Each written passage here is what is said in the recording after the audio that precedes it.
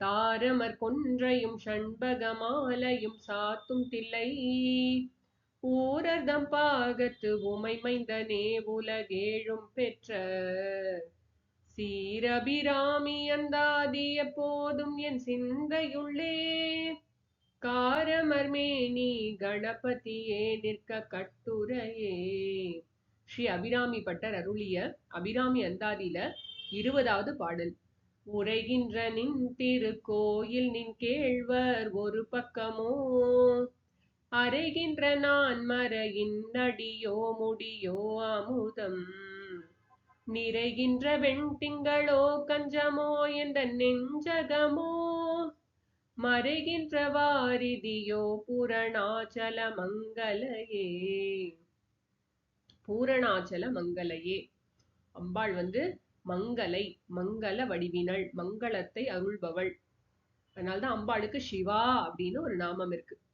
சிவ அப்படின்னா அப்படிங்கிற சப்தத்துக்கு மங்களம்னு அர்த்தம். சிவஹ அப்படிங்கிறது சிவபெருமானை குறிக்கிறது.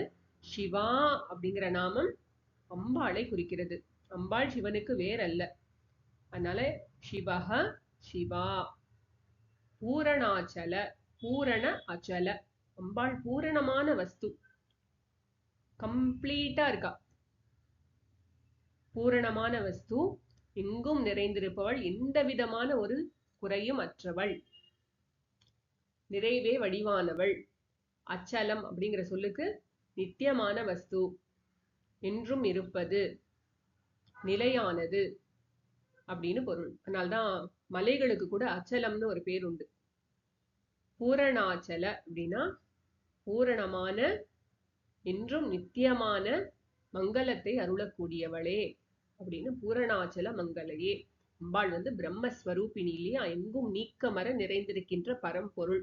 அதனால பூரணாச்சல மங்களையே அப்படின்னு பாடுறது. அம்மா நீ பூரணாச்சல மங்கலை, நீ எங்க இருக்க, நீ எங்க வீற்றிருக்கிறாய்?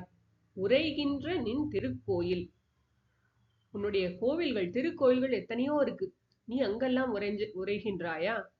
எத்தனை அம்பாள் கஷேத்திரங்கள் இருக்கு, காமாட்சி அம்மன், மீனாட்சி அம்மன், நீ அந்த மாதிரி திருக்கோயில்கள்ல வீற்றிருக்கிறாயா? நின் கேழ்வர் ஒரு பக்கமோ, கேழ்வர்னா யாதும் ஊரே யாவரும் கேளர் அப்படின்லாம் சொல்லுவோம் இல்லையா. கேளர்னா உறவினர்னு அர்த்தம். அதுல கேழ்வர் அப்படிங்கிற சொல்லுக்கு மிக மிக நெருக்கமான ஒரு உறவு, அப்பழுக்கற்ற தூய்மையான ஒரு close to heart, dearest relationship எது அம்பாளுக்கு? சிவபெருமானுடைய தோழமை. நின் கேழ்வர், உன்னுடைய கணவர் ஒரு பக்கமும் அவருடைய ஒரு பக்கத்துல வீற்றிருக்கிறாயா, இடது பக்கத்துல வீற்றிருக்கிறாயா? அரைகின்ற நான்மறையின் அடியோ முடியோ. அரைகின்ற அப்படின்னா ஓதப்படுகின்ற, நான்மறை அப்படிங்கிற சொல்லுக்கு வேதங்கள், மறை பொருளை உணர்த்துவதால் மறை, நான்மறை. அதாவது ரொம்ப குஹ்யமான விஷயத்த சொல்கின்றன வேதங்கள். ரொம்ப ரகசியமான விஷயத்த சொல்றதுனால அதுக்கு நான்மறை அப்படின்ற 4 மறைகள். ரிக் யஜு சாம அதர்வண வேதங்கள், 4 வேதங்கள். எப்படி சொல்லப்படுகின்றன? ஓதப்படுகின்ற வேதங்கள். புக்ல இருந்தெல்லாம் படிச்சு எக்ஸாம் வச்சு அப்படியெல்லாம் இல்லை. காதால கேட்டு, குரு சிஷ்யருக்கு பலமுறை சொல்லி கொடுத்து, அதை காதால கேட்டு கிரகணம் பண்ணி அதனுடைய பொருளை உணர்ந்து நன்கு அதனை உள்வாங்கி பின்னர் தங்களுடைய சிஷ்யர்களுக்கு சொல்லிக் கொடுத்தார்கள். அப்படி பரம்பரை பரம்பரையாக வந்தது. அரைகின்ற நான்மறையின் அடியோ முடியோ. இந்த வேதங்களை 2 போர்ஷனா பிரிக்கலாம். கர்ம காண்டம், ஞான காண்டம். இந்த கர்ம காண்டம்ங்கிறது வேத பூர்வம், ஞான காண்டம்ங்கிறது வேதாந்தம், தத்துவ ஆராய்ச்சி அப்படின்னு சொல்லப்படுற இந்த வேதாந்தம், உபனிஷத்துக்கள் தான் வேதாந்த பகுதி. வேத பூர்வ பாகத்துல நிறைய வழிபாட்டு முறைகள்லாம் நிறைய சொல்லப்பட்டிருக்கு. அம்மா நீ அந்த வேதத்தோட முடியா இருக்கியா, அதாவது வேத பூர்வமா இருக்கியா, அடியா இருக்கியா, வேதாந்தமாக இருக்கிறாயா, அதுல உரைகின்றாயா? இதுக்கு முன்னாடியே கூட பார்த்தோம் ஒரு பாடல்ல, 2வது பாட்டுல, துணையும் தொழும் தெய்வமும் பெற்ற தாயும் சுருதிகளின் பனையும் கொழுந்தும் பதி கொண்ட வேரும். அதுல பார்த்தோம்ல, அதுல சுருதிகளின் பனையும் கொழுந்தும் பதி கொண்ட வேரும்.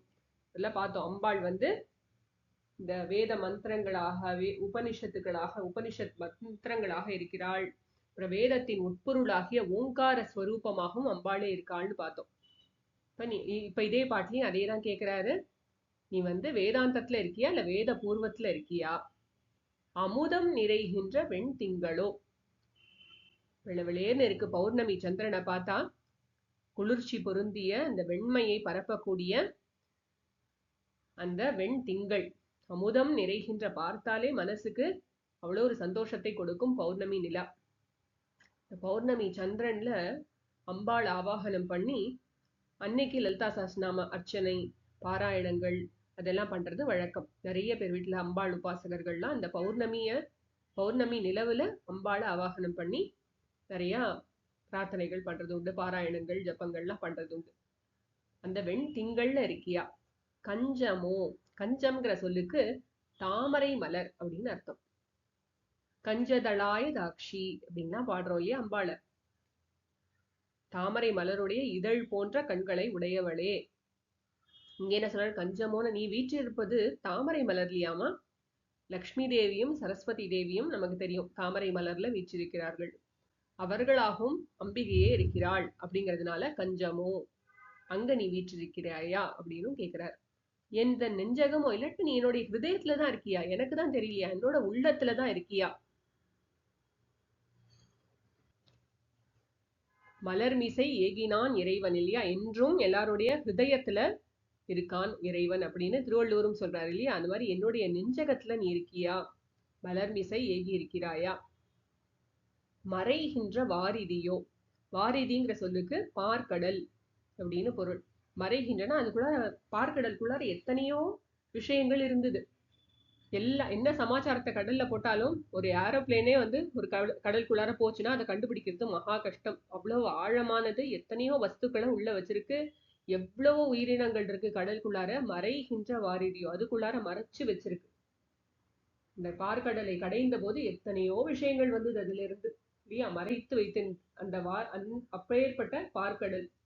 லக்ஷ்மி தேவி அதுல இருந்தா வந்தா, தன்வந்தரி, சந்திரன், அப்புறம் அப்சரஸ் போன்ற ஸ்திரீகள், ரம்பாதி தேவாங்கனாகா, அப்புறம் ஒரு